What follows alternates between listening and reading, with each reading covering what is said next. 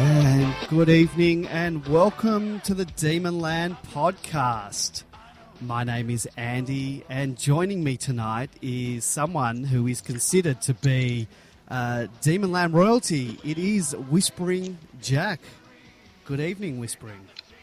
And good evening, Andy, and welcome, listeners. And I just do take umbrage at being called royalty. I actually voted for a republic about 15 years ago when it came up, but I don't want to get involved in political issues because we're all Demon supporters here and we love the Demons and we're having such a great time over the past month or so. So I'd just like to say that it's a real week of outs because we've got Garlet out, Salem out, and GrapeViney out as well, and I'm in. So hello there, and I'd like to also say hello to some of the older listeners because like old Dee and Beelzebub, people like us who were brought up in times when Louis and Jack and Bobby used to run shows like this and we never had internet and all these earphone things dangling out of every orifice, and it was just plain, simple football in those days. You just kicked the ball forward and that was it. Yes, well, times they are a-changing, and it's, we are in the 21st century, so you've got to get with the times, Whispering. Yes, GrapeViney is out this week. He's holidaying on a tropical island and was not able to join us tonight, but we do have Whispering Jack in. I don't know if that's going to be a good thing or a bad thing. Hopefully he can kick a few goals. Well, yes, and the first goal I'll just say to my mates Old D and Beelzebub, some tragic news. I drove down Glen Huntly Road, Elstonwick this week, and Wong's Cafe is no more. So actually I don't know if that's tragic news or not because it might be good for the Constitution that we are not eating that sort of Chinese food anymore. Well, Destroy All has just asked, is this World War II radio? So, yes, we're about to do a bomb drill, so get under your desks, listeners, and, turn up your wirelesses. All right, well, it's not World War II. I'm one of those people who's lucky enough to remember the days when the Demons won 6 premierships in 10 years from 1955 to 64. And I can tell you the most wonderful feeling was waking up every Saturday morning and knowing that your team was going to go out there and they were going to win. And there was no question about it. Well, we're starting to maybe get that feeling back because, for me, I suffer MFCSS, so it's very hard for me to be confident week in, week out. But week in, week out now, our team is starting to play some fearless football, and it's kind of hard not to start feeling confident when they're sort of backing it up each week.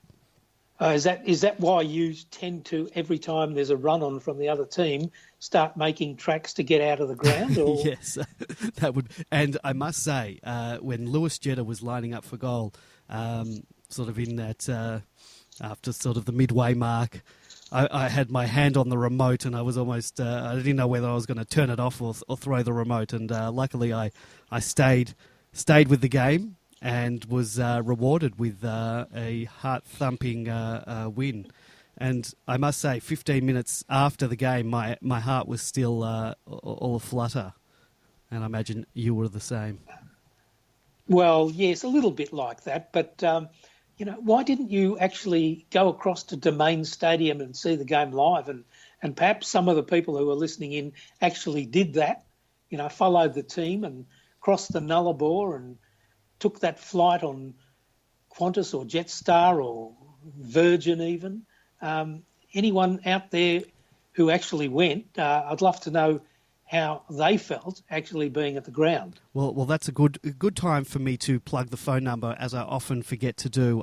If you'd like to call the show, 0390163666. That's 9016 3666, or you can Skype us, Demonland31. Now, someone actually did just try to call us, and they must have hung up. Please give us a call back, and we'll take your call. You can talk about anything to do with the game or any of the topics we're going to talk about tonight. We'd love to hear from fellow Demonlanders, particularly, as Whispering Jack said, if you're at the game the other night. I know Ethan Tremblay, who listens to the show religiously, he was there, and as were a few other Demonlanders. And we'd love to hear your thoughts. 039016 3666 or Skype us Demonland31.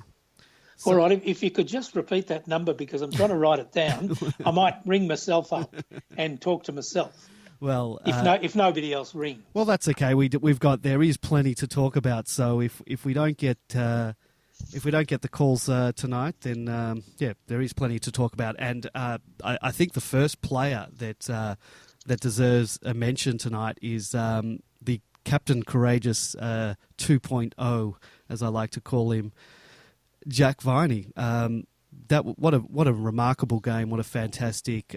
Really, he stepped up to the plate and showed, without Jonesy there, just why they decided to give him the captaincy or the co-captaincy.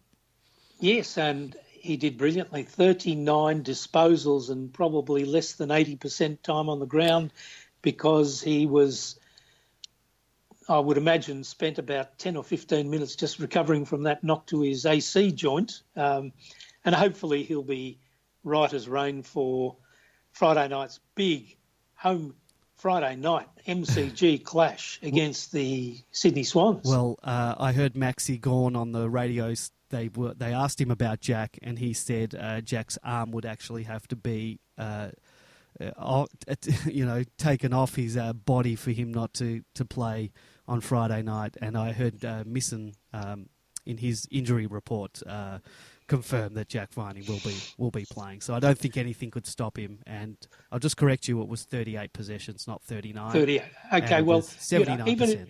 Even if they took his arm off the body, I reckon he would play and be pretty close to BOG, because he'd be armless. Nice one there. How long did you prepare that one for? I should have I need a laugh track for you tonight, Whispering. Just let me get that up. GrapeViney, I mean, he's just incredible. I know they took him into the rooms. They probably jabbed him full of painkillers, but that contact that he had late in the game on his opposition captain, Shannon Hearn, he led with that sore shoulder, and it just shows how committed he is to the ball and to get that ball. All right, well, that's right, but we weren't a one-man show, because a number of our players picked up, at least 20 disposals, which is a pretty good effort for the night, including Dom Tyson, who came back to form, I thought, with 33 disposals. He's had his critics. Jordan Lewis, 29. And, of course, Clayton Oliver, 28 disposals, 7 kicks, which is a massive number for him, and 21 handballs, and the 7 tackles. And, of course, for his trouble at half-time, he was smashed in the chin, and I think we'll probably be talking about that incident very soon, but I think the tribunal have lost their marbles by letting Schofield off, but that's another matter. Well, we will get into more in depth about the Clayton Oliver incident, and I'd love to take some Demonlanders calls regarding that, and we will talk about it later. We'll talk more about a couple of the performances by some of the players. Now, Whispering, you mentioned all the players that had multiple possessions, and Vince also was another one of them that probably played one of his best games this year. But a player you can't talk about this game and not talk about this player, but Tom McDonald. I mean, they've been saying he's not a forward. I can't believe they keep playing him up forward. What's Simon Goodwin thinking? Tom McDonald is not a natural forward. Tom McDonald has said he's not a forward, but they keep persisting, and I'm pulling my hair out week in, week out when I see him down there. But it's paid off. I mean, is Simon Goodwin a genius? What? All these moves he's making are working. So maybe I've got to let go and, trust in the coach that he knows what he's doing. Well, it certainly appears like that. But before you talk about moves, I think he's coached the team and set up a style of play that is conducive to players like McDonald and others being moved in and out of position and being versatile because of the pressure game the team plays. So it all starts in the midfield, and you've got strong midfielders who are persistent, who put on that pressure at the stoppages and get the ball forward.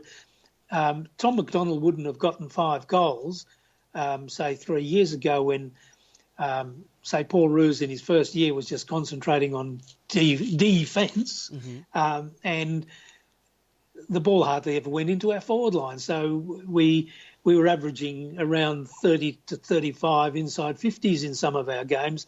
Well, that number's around 45 to 55 and beyond. So a player like Tom McDonald can move into the forward line because he has got talent, he can mark, and strangely enough, he's more accurate in front of goal than he is down back when we do sometimes tear our hair out, and he streams out of the back line and seems to kick it to the wrong person. And I've been one. I don't think I've been too critical of him in the back line. I know he sometimes just sort of kicks it willy-nilly and we hold our breath, but I definitely have been a critic of him being in the forward line, and I'm happy to be proven wrong. And it will be interesting to see if he does it this week or whether...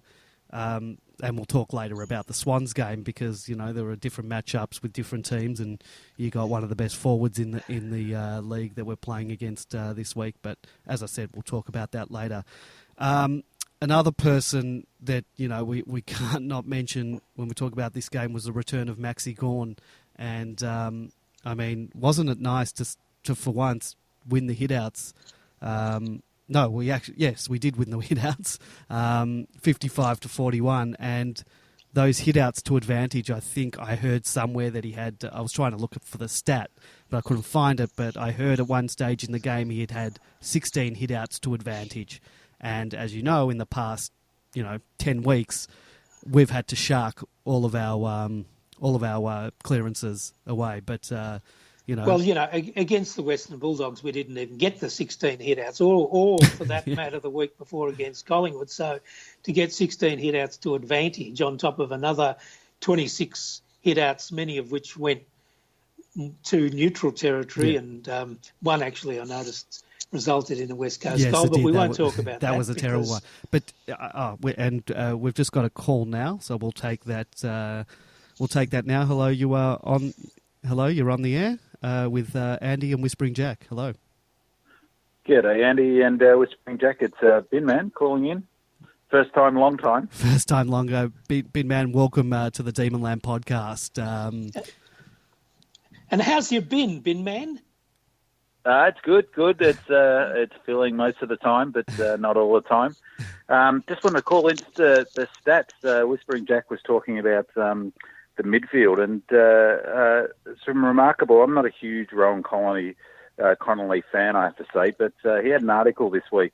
I think it was referenced in might have been a thread about it on Deemland about why we can win the flag, which is a pretty exciting title for an article, I must say. But that's some really interesting stats in there about our midfield. Going into the round, it says Melbourne was ranked number 1 on the differential for disposals, number 3 for contested ball, and number 4 for clearances. But the remarkable thing is that only Clayton Oliver is in the top 30 possession getters. And clearances is even more amazing. It was only Oliver and Viney are in the top 60 for clearances, with more than, what did it say here, more than 20, no fewer than 9 Melbourne players currently average more than 20 disposals per game. which is, I think, pretty remarkable. It's a real team effort, and I think that's that's part of what Simon Goodwin's building here.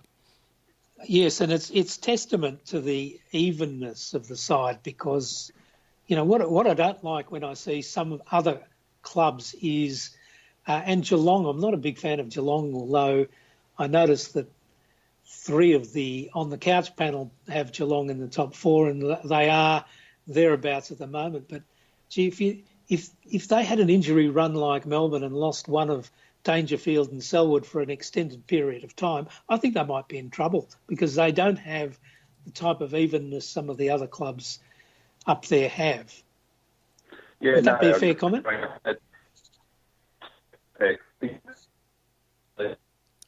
Back a little bit to Roos and the way he structured even Sydney, with really, you know, needing 7, 8, 9, 10, 11, 12 midfielders who can run through the midfield. Like you see on the weekend and in other games, Hannon goes there a bit of time, and even Jeffy goes up there into the midfield sometimes.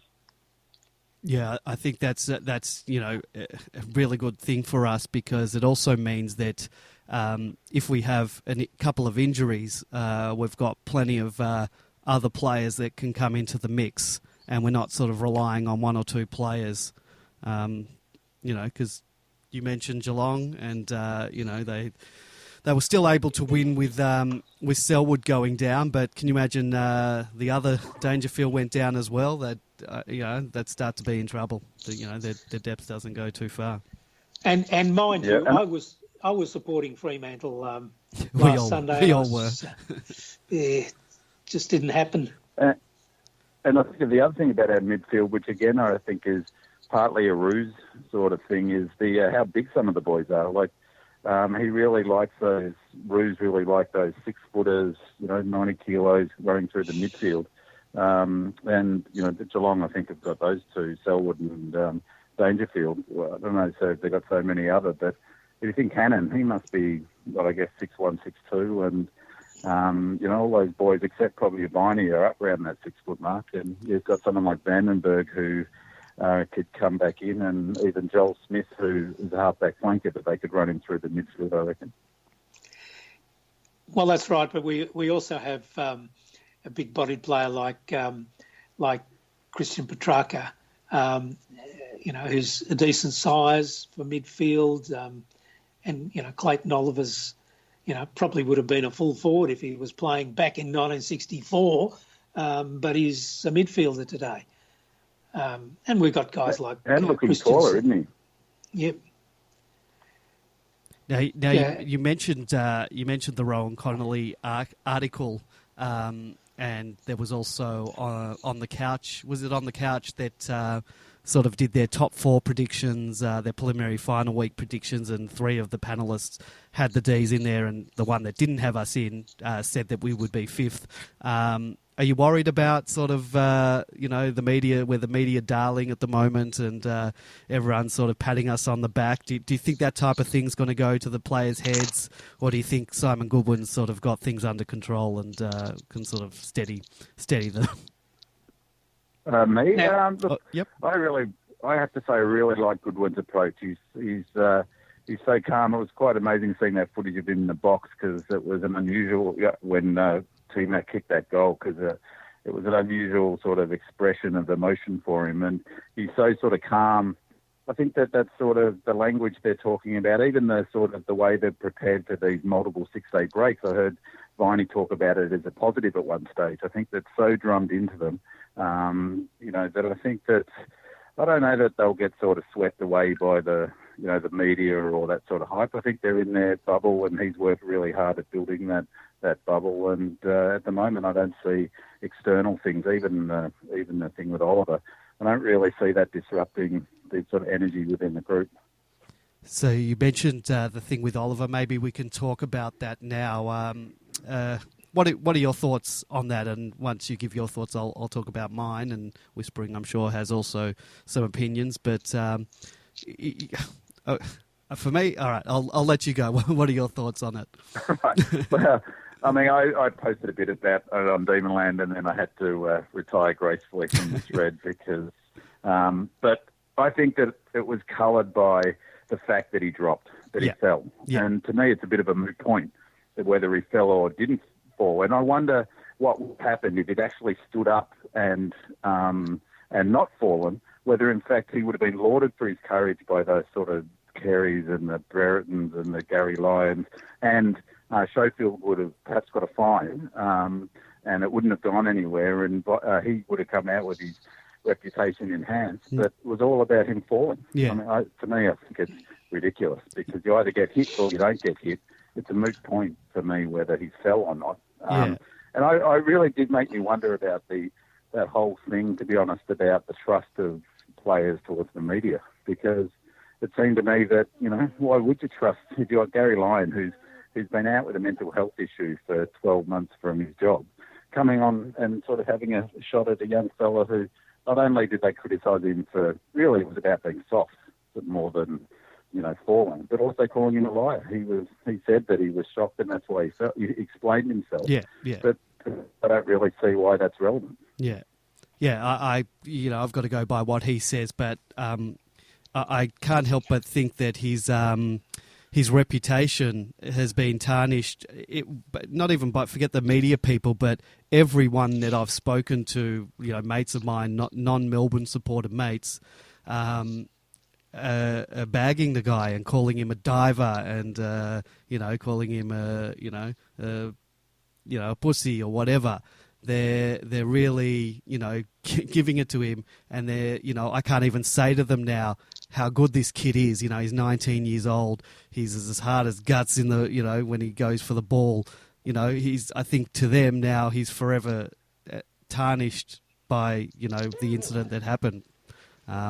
The other thing I'd add is that Rance 2 weeks ago, or was it a week ago, he got found guilty for staging and got a $1,500 fine. He was found guilty of it, but he hardly copped any criticism. No. And this is a fella who hit when he dropped his elbow into what's his face. That when was it, last year? Yeah, it's last year. People were sort of saying, "Well, we understand his frustration." I mean, it's. I find it remarkable that they've really, and it's sort of it's ex-players who I think have really jumped into him, and I just don't think it's fair on him. And I posted on Demonland that maybe the club should come out, and I think it's probably. Geez, I think there'll be a pretty fierce response from the boys to get around in this week, I reckon. Yeah, I just hope he doesn't start copping boos from the opposition. And all right, yeah, as long as it doesn't affect his game, then all right, let him boo. But that'll be an interesting one to see how he handles it going forward. Whispering Jack, what are your thoughts on this? Well, perhaps if I can put a different slant on it, because there's no doubt he did get a blow to the chin. I think the thing about the tribunal last night, and I'm speaking now as a lawyer, is that I think David Grace QC, who represented Schofield and who is a Melbourne lawyer who I know quite well, I think he did a brilliant job because he questioned not only the way that Clayton Oliver carried himself, but he also questioned the evidence of the Melbourne doctor. And I think that was pretty courageous and he got away with it. And if you remember when Jesse Hogan was charged by the match committee and got a 2-week penalty for striking Sam Rowe in the Carlton game, the evidence of the Carlton doctor was that Rowe, on the night of the game, was suffering from headaches. And I thought, this is, from a legal point of view, this is really ripe for a legal challenge because those headaches could have been caused by anything. And I think Melbourne chose not to contest that match review panel decision because you just didn't question club doctors. And I think there'll be a change now because it'll be on for representatives at tribunals to do that. And I think Clayton Oliver was done very poorly and so was the Melbourne club doctor. And also the other aspect of... Yeah, go ahead. So I was about to say I 100% agree. And it's interesting because Schofield only got 4 possessions, and in a funny way, surely he'd be in the frame for getting dropped this week. It'd be ironic if they do drop him for form, given that he was only going to get a week. But I agree. And the other thing about David Grace is that he argued and perhaps put some doubt into the equation by saying that maybe Oliver hurt himself when he lunged at a later point at Schofield, which was, I think another thing that came up, D-Man, was quite interesting, that Henwood was one of the tribunal members, I think, I might be wrong, that was involved in the AFL, in the Essendon saga. So, I do wonder about the tribunal, I have to say. Yeah, well, don't get me started on that, because the other aspect I was going to speak of about the tribunal was that the decision came immediately after the Bashar Hooley decision, where the tribunal very strangely only gave Hooley 2 weeks for a real king hit that concussed an opponent. And my guess is that the tribunal, when they started looking into the incident with Schofield and Oliver, thought, well, gee, if we find Schofield guilty, we now have to give him 2 weeks, which is the same as what we gave Bashar Hooley, and that is going to make us look really stupid. So perhaps they were looking for ways to get Schofield off the hook so that they wouldn't look stupid. And now the AFL has appealed against the Hooley decision. So I think the whole tribunal system needs to be looked at very carefully, including match review panels. The inconsistency is terrible. And as you say, I mean, it totally opens up the dialogue about, whether they should be challenged. Because next time there's a jumper punch, if there's no real evidence of a jumper punch doing any damage, surely if they get a week at the MRP, they're just going to go to the tribunal now, aren't they? Yeah, I think it's going to happen more and more now. Most definitely. Whispering Jack, from your legal point of view, do you think that's what's going to happen? Well, I think unless players are very dumb, it's going to happen less and less, because nobody's going to be willing to jump a punch. It really is a pretty ordinary act, and it doesn't really have much of an effect other than, maybe possible elbowing will strength. be the new jumper punching. What was that? I missed that. Sorry. Maybe elbowing to the chin will be the new jumper punching.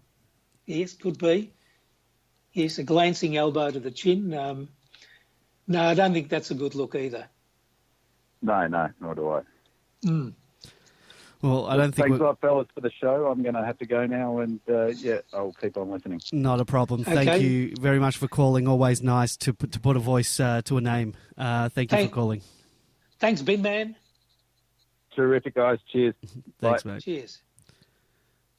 All right, that was Demonland poster Bin Man, and probably should have asked him how he came up with his username. Always interested to hear how people came up with some of their usernames. Whispering Jack, I know your username. Bin Man probably was brought up watching Sesame Street and liked Oscar the Grouch. Was Oscar the Grouch the one who spent his life in a bin? Yes, he was. All right, well, perhaps Bin Man might call us back and confirm the origin of his name. Well, he doesn't need to. If Bin Man, you can jump on the, and this is to all people listening to this live or listening to the replay of this. We do have a chat room at demonland.com/podcast. You can join and chat with us and chat with other Demon fans while you listen to this show live every week, Wednesday night at 8:30 p.m. Get on the chat room. I think we might have just had... did we just have another call come in? No, that was Big Man's call from before. So join us live every week, 8:30 p.m, and join us in the chat room at demonland.com podcast. So moving on, we did talk about... I talked with Big Man. We just asked him about, being the media's darlings this week. A couple of weeks ago it was all about Richmond, but now everyone seems to be on the Demons bandwagon and has us sort of in top 4 contention, but me, who suffers MFC SS, is still thinking, well, can we make the finals? So well, it's a good question. We have 8 wins at the moment, so most and a reasonably good percentage. So unless we cop a Geelong-like round 23 flogging of over 100 points, that'll stay high. So maybe we only need to win 4 out of 9, and I'm hoping it'll be closer to 8 out of 9. But we can all dream. But Rowan Connolly, and I do want to say, I think Rowan Connolly is finishing up at the age, and there are a lot of people who don't like him, but I think he's quite an intelligent commentator, and he writes some good material for the age. And unfortunately, the age over the last couple of months has gone downhill so rapidly in a number of areas, and particularly in terms of some great sports writers. And look, the only reason I bought the age over the last few years is the sports pages and, the cricket writers and the football writers. And even sometimes I had a grudging admiration for Caroline, whatever her name is. But Rowan Connolly, I think, was one of the best. And it's very sad that he probably won't be writing for the age, but I'm sure he'll find somewhere else, and he'll still be involved in the media. Well, perhaps we can get him down as a writer for Demonland. Well, I think last week GrapeViney and I were having a go at Rowan Connolly because he didn't include Michael Hibberd in his best recruits of the year. So, that stands to reason, doesn't it? Because Rowan Connolly would never write for Demonland because he's an Essendon supporter. And so, I think he would have had a mental blank on Michael Hibberd, and probably wouldn't even consider Jake Melksham as a decent recruit because, these Essendon supporters are a funny crowd. Mm-hmm. Well, I must say, you mentioned Jake Melksham, and I really think he's shown a bit in the last few weeks, and I think he's probably cemented his spot in the 22. I know that the coach is a big fan of his, and many people even on Demonland were perhaps saying that he was one of the coach's favourites, and that's why he was getting a game. But I think we've got to trust in Goodwin. I think he knows what he's doing. Well, that's right, and it does help to be one of the coach's favourites.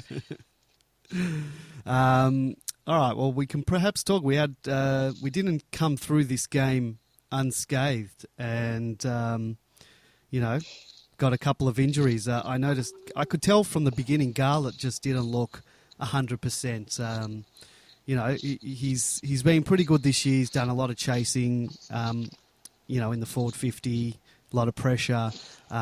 He does a lot of running, and often sort of, when we're doing the forward press, he's the one running, streaming into goals, and he just sort of wasn't doing that. He didn't have the same zip in him, and you could tell he might have been carrying something going into this game, and, it turns out that, he did have a hammy. I think late in the game, I think it might have been Harms had it, or Bug or someone had it on sort of the half-forward line, and there was no one in front of him except Garlett, and instead of Garlett just sort of making a beeline towards goal to get one of those, kicks over the top where he runs onto it, Garlett sort of ran at the guy with the ball rather than run, and you could just tell there was something wrong with his legs, and it turns out there was. So, yeah, we're gonna miss him. It seems like he's not going to play.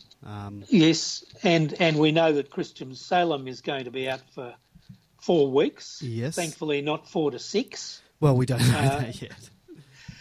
Well, if it would have been 4 to 6, I would have written him off for the year. But 4 weeks with a hamstring, so it must be a fairly bad hamstring. Not a Max Gawn type, but on the scale of hamstrings, the standard back in the old days, back in 1964, when old D and I were going to the games, usually a hamstring was 3 weeks. Well, soft tissue injuries and their treatment has changed a lot in the intervening years. So, obviously, medicine's gone backwards. Yeah, it's now 4 weeks. So, well, Christian Salem, last week we were we talked about him, and we there had been an article written about him saying that it's great he finally he's over all of his niggling injuries and all that, and for him to go down, it's pretty cruel because he's been playing some pretty good footy this year.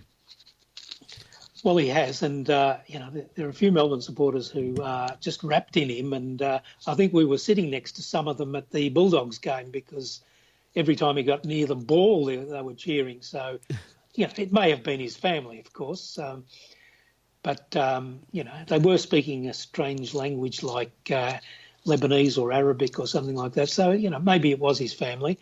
But look, despite that. Those of us who had the opportunity of watching the Channel 7 broadcast of a rare Casey game on Saturday would have seen, a few midfielders pushing up, and guys like, first of all, if you're talking about Jeff Garlett being out, then Dean Kent, whose form has been pretty wishy-washy even in the VFL. The last couple of weeks he's stepped up a bit and really did well against the Box Hill Hawks, so he might be the replacement for Jeff Garlett. Well, there's two players probably vying for that Garlett spot, and that's JKH, who I will say has signed. Was it a 1-year extension to his contract? Yes, yeah. He's a bin man like the big blokes, but he's a little man. But he has really stepped up at Casey in the last month or so after being unceremoniously dumped from the senior team. And he had 47 possessions one week and something like about 15 in half a game when he was held back for the Collingwood game on Queen's birthday, and is getting in the high 30s. So he's likely to be rewarded as well. Yeah, so Bin Man in the chat room has said that Wagner is the obvious replacement for Salem, and it will either be Kent or JKH for Garlett. Kent is the more obvious choice, but JKH has played so well in the last few weeks that he won't be surprised if they reward that form, as you said. Well, they have to reward good form at some stage, particularly when you have gaps in the lineup, as we do have. We've got not only Garlett and Salem out, but I think most of us expected Jack Watts to be back in this week, and he's not. Yeah, it sounds like he's not. I mean, that's so you've got no Hogan, no Watts, no Garlett. That's our forward line pretty much decimated. Any other year you would write us off, but we're still managing to kick 100 points almost every game. With pretty big names out of our forward line, we're still able to score, and I think that's that whole this new game plan that Goodwin's got going. We can still score high scores. Well, we had the luxury of having Tom McDonald kicking five goals, but even without McDonald kicking 5 goals, we've still been able to. Yeah, but we had McDonald kicking 5 goals, and Jesse Hogan, who's been known to kick 7 in a game, not there, and Sam Wiedemann kicking 6 for Casey, including 4 in the first quarter and 1 a couple of minutes into the second, before he was, double teamed and had 3 blokes on him, and he looked really good there. So, obviously, we're not going to have Watts back. So, Wiedemann kicking 6. Does he get another? Does he get another go? People have been critical of Wiedemann, saying he's not ready yet. Earlier in the year, GrapeViney and I were quite big fans of his, and we just thought it's going to click for him soon, but it just wasn't happening. So we were quite happy for him to have a stint in the 2s. Is it time to recall him? Or we'll just go with the way we've been going with Tom McDonald up forward? Well, we'll probably know this time tomorrow, won't we? But I'm not sure. I think it's a good thing to keep players back and put them in when they're fully ready. Whether he's ready now after kicking 6 goals, playing against the Swans, given that we've had Tom McDonald kicking 5, I'm not sure that it's going to be necessary to change up the lineup. And then the other argument is 6-day break. We need anyway to bring in a few fresh players. So we don't know how it's going to go, and that's one of the interesting things about Melbourne selections this year, that there's a fair air of mystery about it. That's a good thing. I mean, we've got quite good depth, but there have been times when we're not using that depth yet. Obviously with injuries, but he hasn't. There's times when I think Goodwin's going to make changes, and he doesn't. He stays with the lineup. He backs in his players, but obviously with Salem and Garlett injured, he's going to have to bring in a couple of those small forwards, and possibly your mate Wagner. Wagner, you mean? Yes. Wagner, it's just the musical connotations are wonderful. Well, he is a Demon Land sponsor. We do sponsor him down at Demon Land, so we welcome his return back into the team. Well, he's got to be picked first, but yes. But yeah, we would be very happy to have him in the team, because if he was, you and I sponsor Maxi Gorn, Demon Land sponsors Jaden Hunt, and if we get Josh Wagner in, we're sort of it's like a real Demon Land team, isn't it? It is, and I will also mention that along with a mate of mine, I sponsor Joel Smith just as a personal sponsorship, not through Demon Land, and he's back. By all reports, he'll be back this week and has been training the house down, to use a popular pre-season phrase. So good to see Joel Smith back in the red and blue, if only for Casey for the moment. But and playing against the red and blue of Port Melbourne at the weekend. And both Casey and Port Melbourne have the same club song. So do they? At the end of the game, if it's a draw, they can still play the song. It's fantastic. Is that the Demons tune? Well, Keep Your Eye on the Red and Blue is the Port Melbourne song. They have red and blue stripes. Yes, as those of us who are regular watchers of the VFL football and who go down to the Northport Oval and feast on those Borough burgers, which are unbelievable, better than Macca's. Well, I'm sure that's probably not a hard thing to achieve. So this is actually good that we've got you here, Whispering, because usually when we're talking about changes, and we sort of, GrapeViney and I do not watch any of the VFL. So you do. Who else is in the mix? Not necessarily for this week, but just in general, who's playing well? Okay, well, I think we should keep an eye on Corey Maynard, who is a category, a category A or B? I'm not exactly sure. He's a player who has a basketball background. His father, Peter Maynard, played a few games for Melbourne back in the early 80s, went to Glenelg in South Australia and became a legend of the game there, came back and worked for a while at the Melbourne Football Club. And then his son, the other Maynard, who plays for the club that we won't mention, was drafted to them and is a good young player. But Corey Maynard came from a basketball background, and since coming into the Casey side, he's averaging something like 25 possessions a game. He may well get a promotion before the end of the year.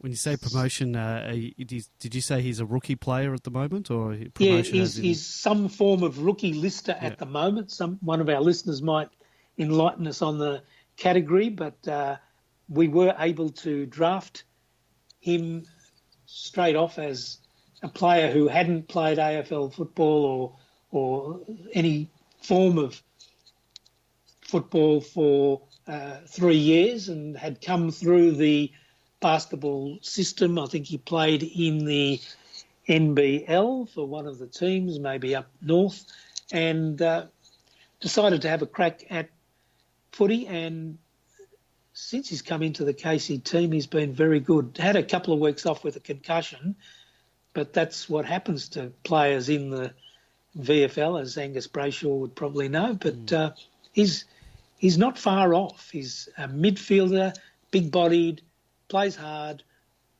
could get a gig one day, but he's got to find a gap in the team to get in. And look, there's one player that I think most Melbourne supporters love out there in the VFL, and that's Jack Trengove. Some people think that football may have passed him by. He's not all that fast. Others thought that with Nathan Jones out, Jack might get a run. I think it would be a tragedy if his career ends without us seeing him playing in the Melbourne colours on the MCG, because in those first couple of years before he suffered all of his injuries, he looked like he was a great player in the making.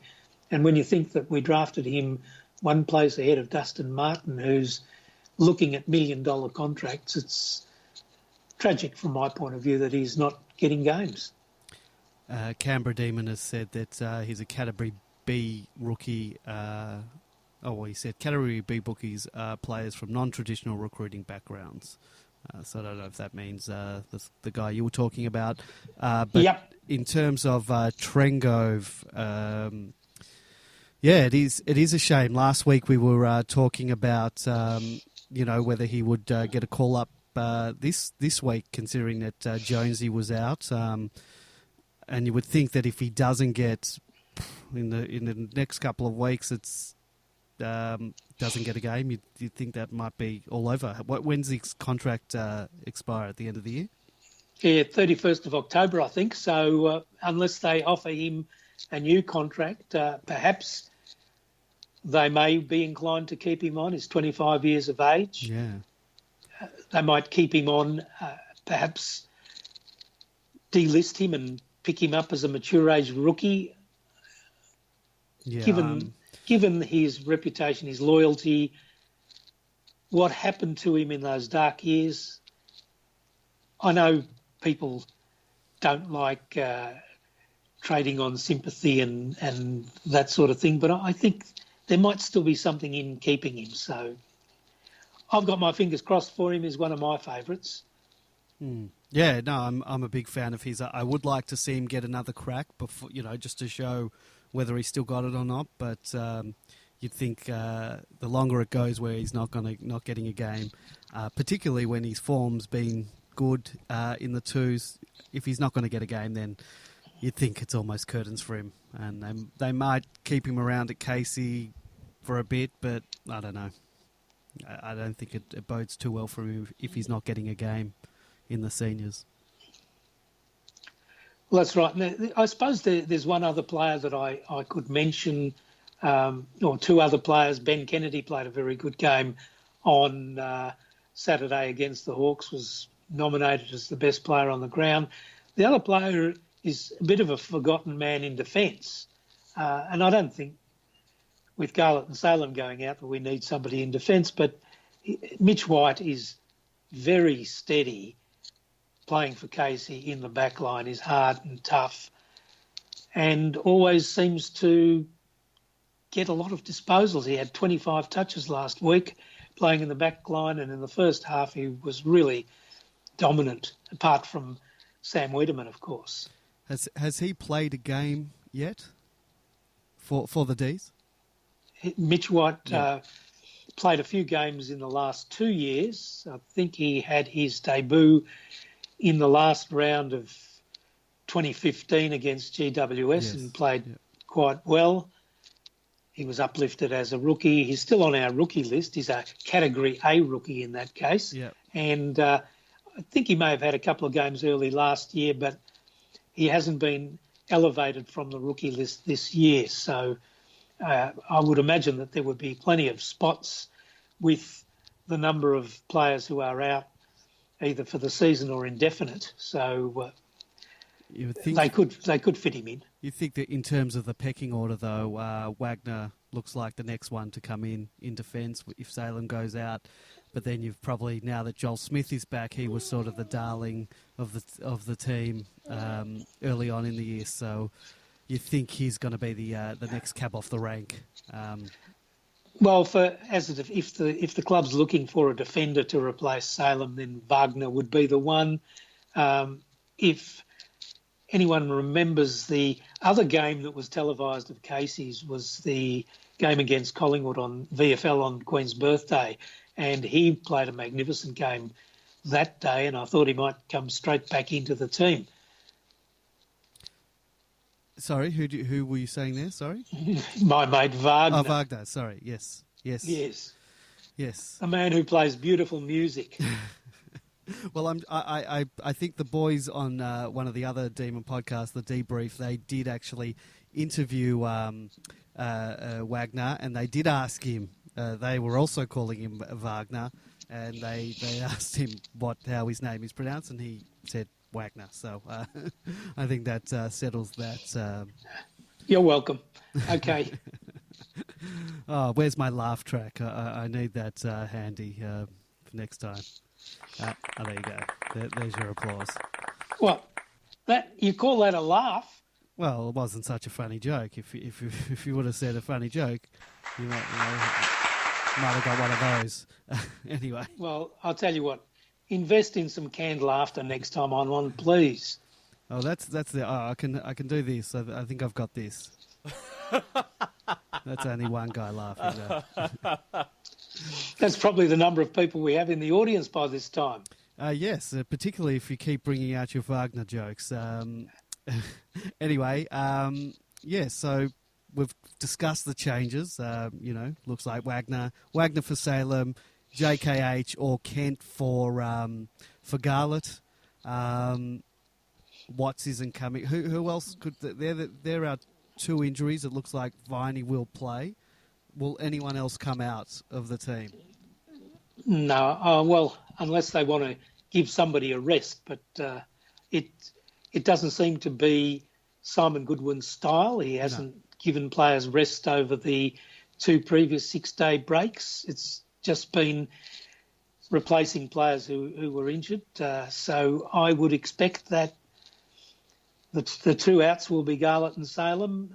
There was some talk about Mitch Hannon suffering some sort of an injury early in the game against the Eagles, but he looks like he's come up all right. Yeah, and if he is out, then the Kent JKH one of them might come in for him.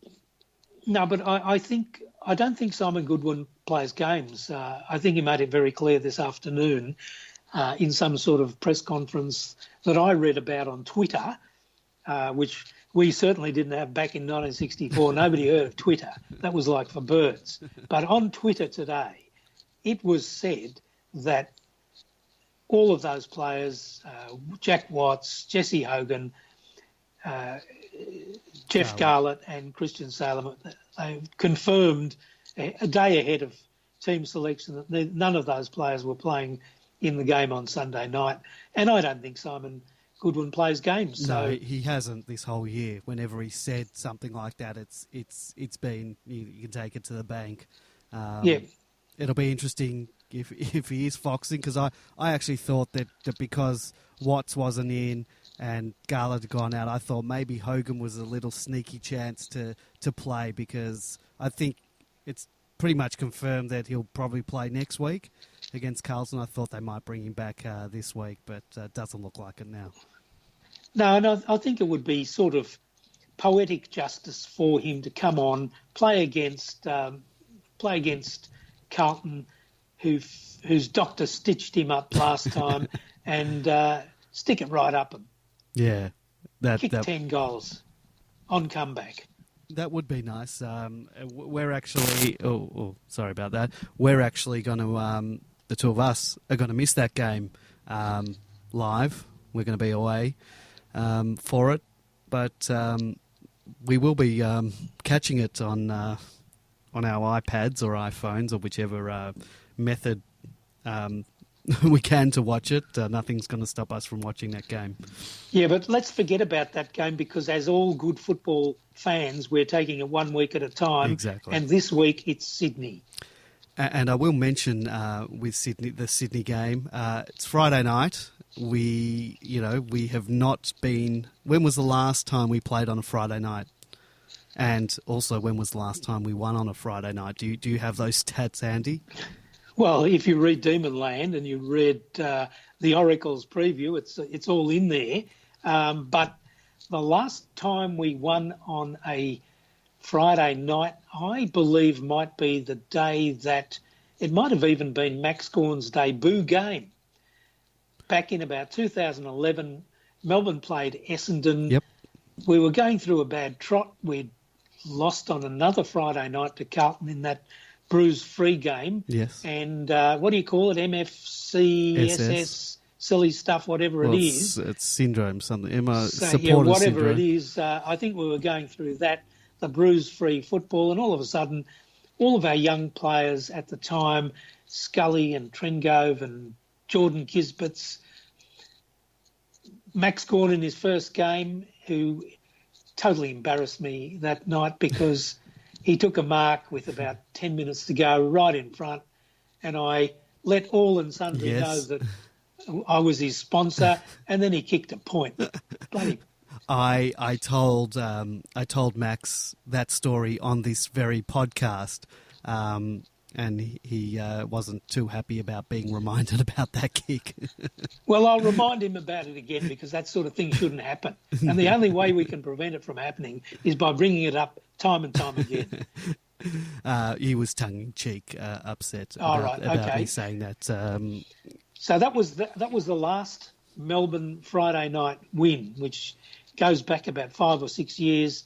The late Dean Bailey was our coach, and I thought it was a great game. I loved it. But we sort of fell into the old pattern that year, and it was downhill all the way for a couple of years. And I think we played some games against, I think it was Hawthorn. We got absolutely smashed. That was probably in 2012, and we haven't played a Friday night game since. The AFL hasn't invited us to do so. But if you want to go back to our last home win on a Friday night at the MCG, on television, it was against Geelong in round 6, 2006. So we beat them quite comfortably, I believe. Not that comfortably. It was a wet day. Yeah. They kicked very poorly. We kicked straight, and that's what I'm hoping happens on Friday night. But 2 weeks later, we played Hawthorn, and it was a Hawthorn home game. We beat Hawthorn by 75 points that day, and the Hawks didn't have, and this is ironic, as you would read on Demonland, that day in 2006, we beat the Hawks by 75 points. They had 2 young players on the list by the name of Buddy Franklin and Jordan Lewis. Neither of them played because they were injured that day. They both came back from injury the following week. Lewis got about 30 possessions for Hawthorn. Franklin started kicking goals, and that was the start of the Hawthorn dynasty. And you know what happened to Melbourne after 2006. So it's rather ironical that on Friday night, Buddy Franklin lines up against Melbourne playing for Sydney, and Jordan Lewis lines up for Melbourne playing against Sydney. Yes, very nice. Actually, we only won that Geelong game by 6 points, so I don't know where my memory has gone. It was 13-9 to 11-15. Well, there you go. So I call that a flogging. Yeah. I'll tell you what, I'll take that on Friday night. If we win with that score, I'll take it. Yeah, and I will let every Sydney Swans supporter, both of them, know all about it. Well, they actually get a good crowd at games in Melbourne, so I'm hoping there is a great crowd there. There will definitely be a lot of people watching the game. Both Melbourne and Sydney are the 2 informed teams of the competition at the moment. And it's very important for us to get a good crowd out there. So, obviously anyone listening to this podcast is a diehard fan. So well, that's right. But get down there. If you know any Sydney Swans supporters, and in fact, if you know any GWS supporters, tell them to come with their Hare Krishna gear on, and they're quite welcome to come and stand behind the goals too and look like idiots, which they do when we play GWS at the MCG, which isn't often enough. But I love watching those clowns in their whatever the garb that they wear, those fake supporters from a fake club. I'm Okay. starting to sound like Donald Trump, aren't I? We're not actually playing GWS. I'm not sure if anyone's told you that. We are playing No, Sydney. but I was talking about inviting some of okay. those GWS supporters, and then there's only about 25 of them in the whole Commonwealth of Australia, inviting them to come to our games, the ones who live in Melbourne anyway. So we are. It's very important that you get your mates down, get your friends, get your family, get your dogs down there. We really need a big crowd there because we want Friday night games. We want to be. It's good for sponsorship. We say it every week. Good for sponsorships. It raises our profile. We want the next generation of kids to start following the Dees. So it's important we get wins on a Friday night as well.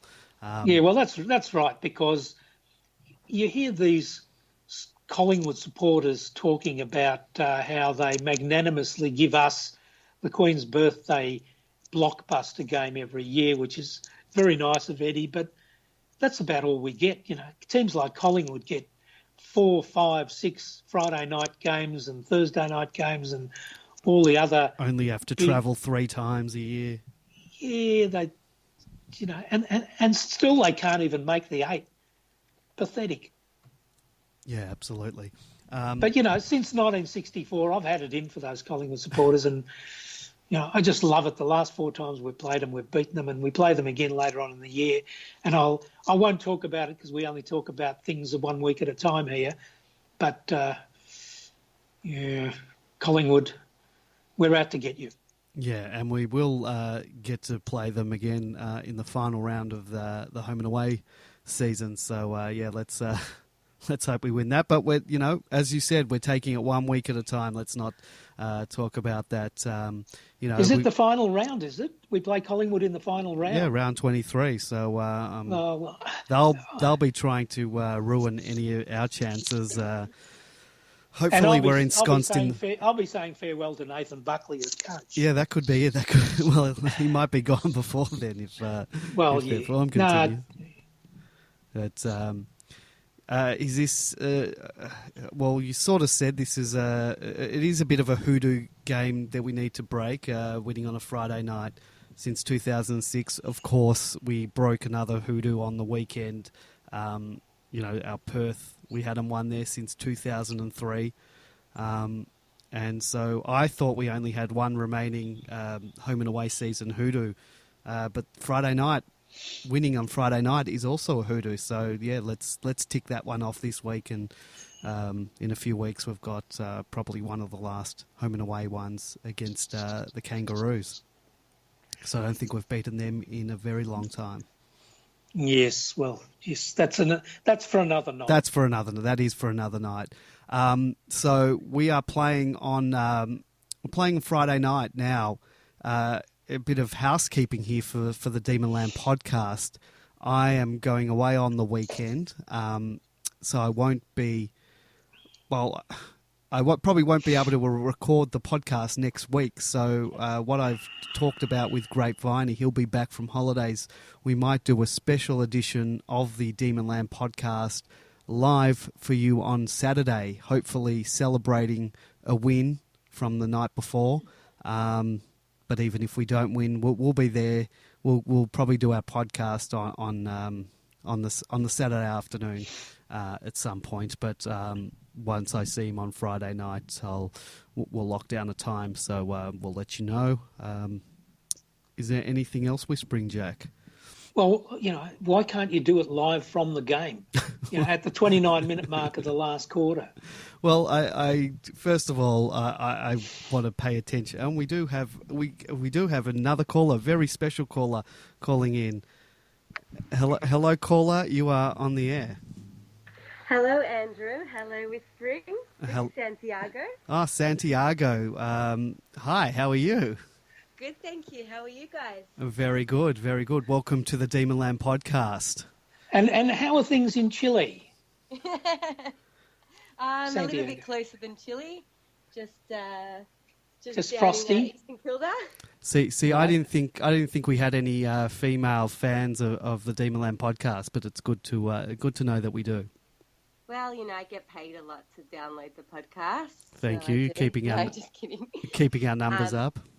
Yeah, you know how it is. But I actually thought I would call in as a Demonland fan, but also a Demon fan that is kind of jumping on the bandwagon. Yeah, we do. We do like our bandwagon supporters, but we do like our bandwagon supporters to buy memberships as well. So put your money where your mouth is, Santiago. I'm trying. I've been working on it. Is it true that the last game you went to was the 2000 grand final, Melbourne versus Essendon? That is not true. Oh, the last game I went to was Melbourne versus Fremantle. Fremantle. Possibly even worse. This year. This year. You have gone, the last two games you've gone to, we've lost a grand final and lost to one of the poorest teams in the competition when we should have won. I think you should stay at home. Well, I was gonna ask if I should go to the game on Friday night because Andy was saying that everyone should get down, but are you saying that I should maybe stay at home for this one? No, I will. You can give your ticket to someone else, and I'll take them. You're not allowed to go to any more games. Well, the thing is that I don't like suspense, and the thing that I've felt about in the past, however many years, Melbourne's been pretty bad. Are you allowed to swear on this podcast? No. Depends how badly you swear. No, we've got children listening. If you use the C word, I might have to beep you. No. So anyway, Melbourne's been pretty bad, so there hasn't really been games full of suspense. But I feel like this year, a lot of the games that I've switched on to kind of been quite cliffhanger-ish, and I'm quite, even though I don't like suspense, I'm quite enjoying it. So did you watch the end of the game last week? How did you go with that? Well, basically what happened was I was watching while Melbourne was sort of, a few points in front here and there, and then I decided I'm going to go up and have a shower, and while I had a shower, they got behind, and I thought, no, I can't watch this, and I could see that they were 3 points down. I was sort of checking on my phone while I was watching something else upstairs. I thought, I'm going to turn it on. I turned it on. There was about a minute to go, a minute 24 perhaps, and I was sitting there, so it just became the most exciting thing I've ever seen. And I mean, this just goes to show what a non-supporter I am. I don't know the names of any of the players, but when the guy kicked that goal... Well, you Tom do McDonald. know one name. McDonald, when McDonald kicked that goal at the end, I actually jumped out of my seat. I was in my room on my own, and I was like, yeah! And then I realised I was by myself, and it was pretty silly. But could we have a Demonland trivia quiz? You mentioned McDonald kicking the goal. Which McDonald kicked the goal? Well, she doesn't even know the. I want to say his name's Todd. Well, close, Todd. Tom. But I don't think she even knows that he has a brother in the team. Right. No. Well, if Todd is the McDonald who plays for Melbourne, one of them, who's the other one?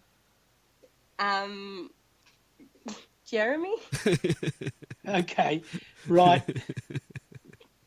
Well, choke in the chat room has said that's okay. Neither does Basil Zemplis, and that's his job.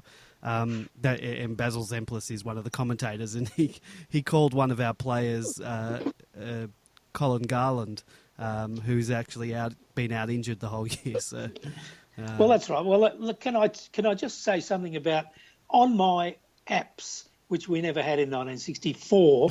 I have a football app that's brought out by this crowd, Footy Live, and I looked on it just before. In their preview, Melbourne-Sydney, they've got our injury list, and they've got Max Gawn out with a hamstring 6 to 8 weeks. Is this something new, or are they just behind the times? I would say that whatever algorithm they're using to pull that data from the AFL site is either outdated or the AFL site might have that information up. So it might technically not be their fault. It could be bad data from the AFL, or else if they're manually inputting it, then they haven't updated it for a while. But let's hope our opposition are watching that feed and aren't aware that Max Gawn is playing, and we'll catch them by surprise. Yeah, there's a good chance too. So, Santiago, are you going to watch the full game this Friday night? I don't think so, no. No. Do you want us? Do you want us to text you late in the game to say, yeah, turn on the TV now? Turn it on, yeah. All No, right. look, it's difficult because I'm not a huge sport, not a huge fan of sports. Although to come in and sort of not really know the game, but then watch things happen, and I feel like I do know what's going on, but I don't know what's going on, and then the game just sort of they drop marks, they do this, and I get frustrated, and I don't even know how to kick a ball. So Well, look, if you don't know what's going on, you ought to spend more time on Demonland because there's a lot of people who contribute to Demonland who don't know what is going on, and they just add to the charm of the place. Well, that's why I thought I'd call. I thought I'd add to the charm of the podcast tonight. Well, thank you. That's right, and you have. You've certainly classed up classed it up a little bit. So you do know the object of the game is to kick the ball between the big sticks. That you know, I'm assuming. Yeah, no, I know, and you get 4 points for that, right? No. Six, I know it's 6. And No, you get 6 points if you win a game.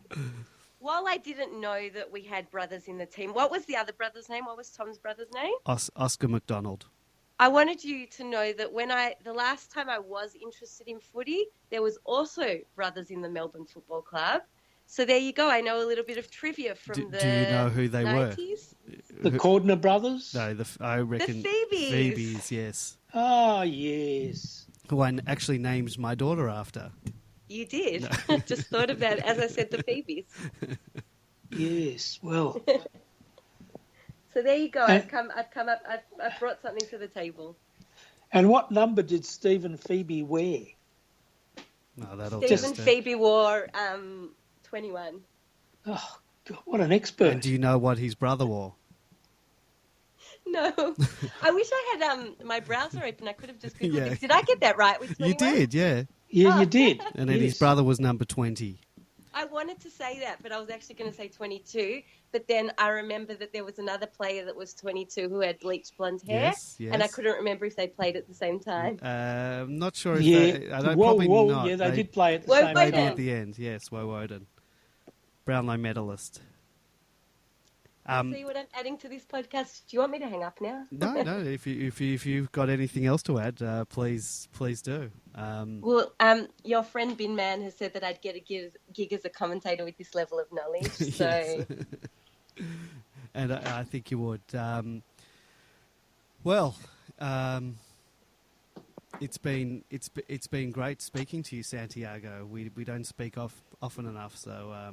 Yeah, both of you keep in touch, and I'll call again in a few weeks' time. Yeah, well, maybe you can, because what I'm thinking of doing after the Carlton game, while we're going to be away, I'm taking my laptop, I'm taking a small little mixer, which is like the thing which I use to get all the different sounds from different computers, and I'm going to possibly do the podcast while we're away. So you might join me if live in the studio.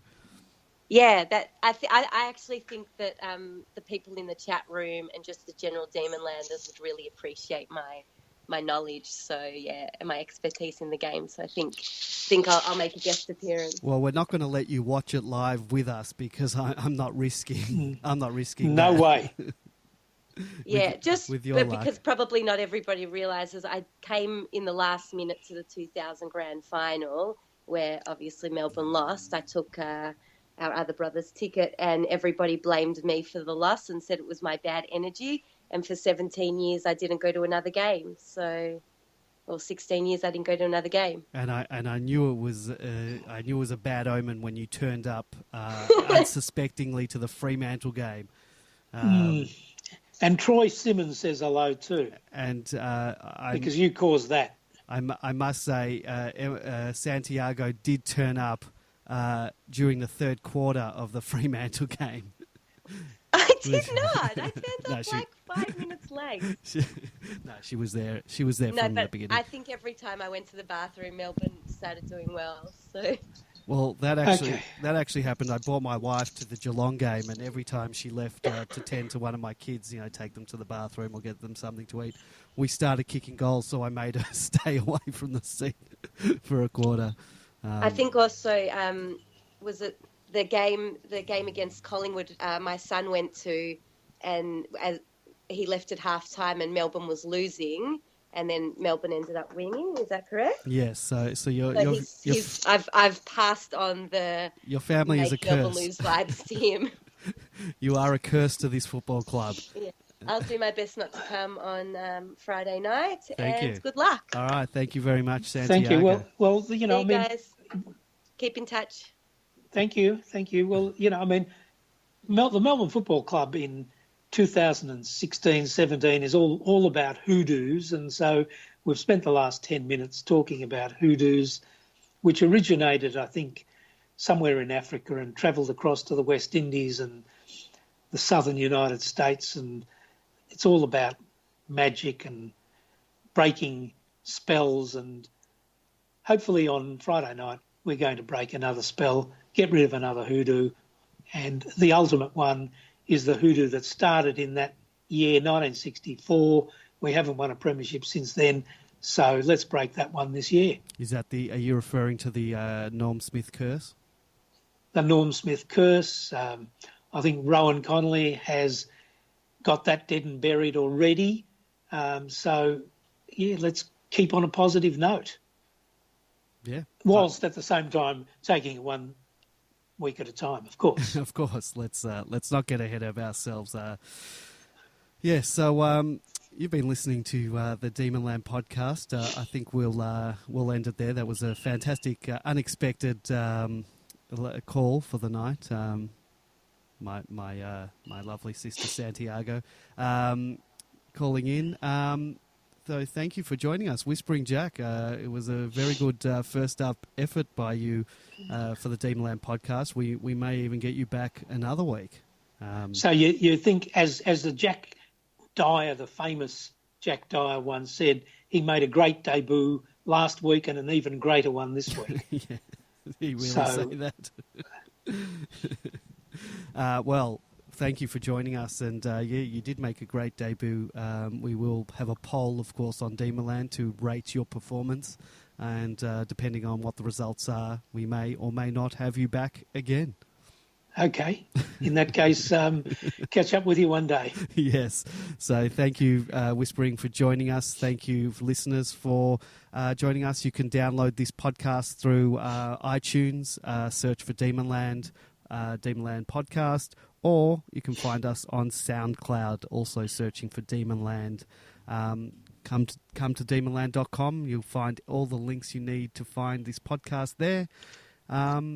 Join us live every week, Wednesday at 8:30 p.m, except perhaps next week. Definitely won't be Wednesday night, but we'll try and get some time during the day on the Saturday, and hopefully everyone has a bit of a hangover celebrating a great victory. Thank you for listening, and we'll be back. And go Dees. And go Dees. Yeah, get your family down. Get everyone down to this game, because we need to win it. We need to win it. We need to have fans there. And thank you for joining us. We'll speak to you soon. Listen to this beautiful song. Come on, Demons. Come on, Demons.